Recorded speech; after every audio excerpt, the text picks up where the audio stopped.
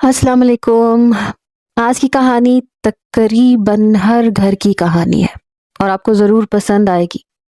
یہ کتنی حقیقت کے قریب ہے یہ آپ پڑھ کے کمنٹس میں ضرور بتائیے گا۔ کہتے ہیں جو بو گے وہی کاٹو گے، میرے ساتھ یہی ہو رہا تھا۔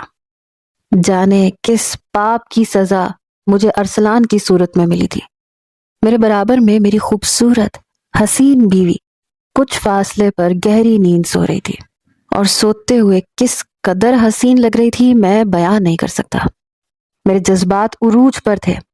اس کی گوری رنگت پر بکھری بکھری زلفیں اور من موہنا روپ دیکھ کر دل گستاخی کے لیے مچل رہا تھا، مگر جیسے ہی میں نے بیچ میں سوئے ہوئے ارسلان کو زینب سے پیچھے کیا اور بیڈ کے کنارے پر تکیہ رکھا اور زینب کے تکیے پر لیٹ کر ایک پرسکون گہری سانس لی کہ چلو شکر ہے ارسلان کی آنکھ نہیں کھلی، میرا دل شرارت کرنے کو مچل رہا تھا۔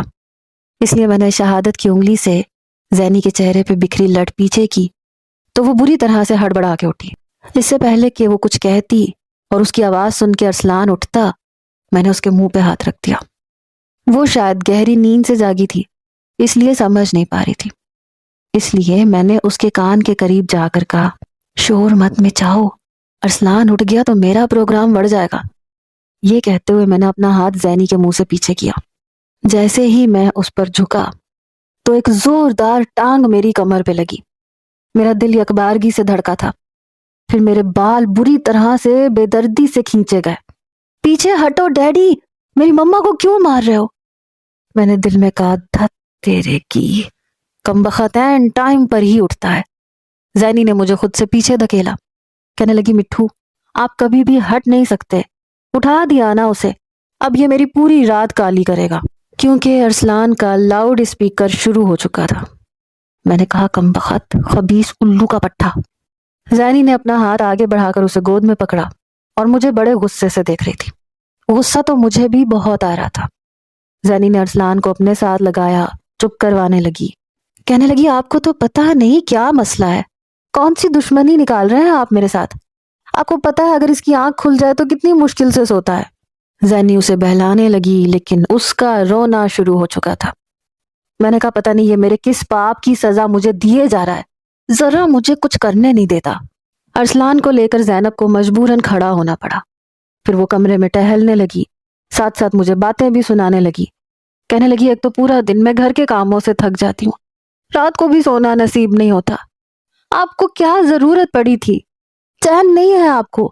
اب خود تو آپ آرام سے سو جائیں گے، مجھے صبح تک جاگنا پڑے گا، ساری رات میری کالی ہو جائے گی، اب ساری رات اسے چپ کرواتے ہوئے میری کالی ہو جائے گی۔ جب سے یہ کمبخت پیدا ہوا ہے، جیسے ہی تمہارے پاس آتا ہوں یہ کسی تھانے دار کی طرح اٹھ کے بیٹھ جاتا ہے۔ ارسلان 2 سال کا تھا، لیکن باتیں صاف کرتا تھا، بلکہ ضرورت سے کچھ زیادہ ہی صاف کرتا تھا۔ روتے ہوئے کہنے لگا، مما ڈیڈی آپ کو مار رہے تھے، آپ کا گلا دبا رہے تھے۔ میں اسے کھا جانے والے انداز سے دیکھ رہا تھا، اور زینب مجھے۔ آج بھی جیسے ہی میں زینب کی طرف جھکا، اسے لگا میں اس کا گلا دبا رہا ہوں یا اسے مار رہا ہوں۔ میں نے تکیہ درست کیا اور کروٹ بدل کے لیٹ گیا۔ کچھ ہی دیر بعد ارسلان سو گیا تھا، لیکن میری ہمت نہیں ہوئی کہ میں زینب کے قریب بھی جاتا۔ صبح زینب نے مجھے آفس کے لیے جگایا۔ میں نے ایک آنکھ کھول کے دیکھا تو کمرے میں ارسلان موجود نہیں تھا۔ میں فوراً سے اٹھ کھڑا ہوا۔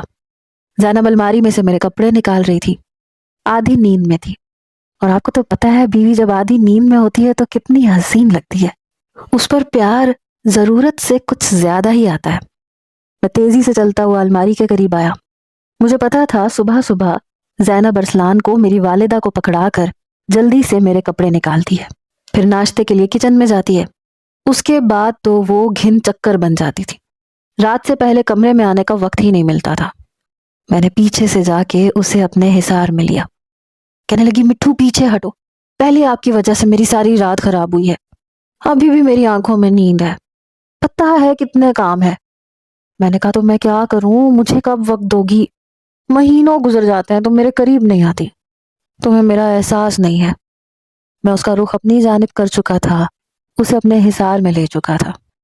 کہنے لگی، پہلے گھڑی پہ نظر مارنا، پھر سوچ لینا کہ تم نے کیا کرنا ہے۔ میں نے کہا، نہیں ہوتی دیر، اگر ہوتی بھی ہے تو ہونے دو، بھاڑ میں جائے آفس۔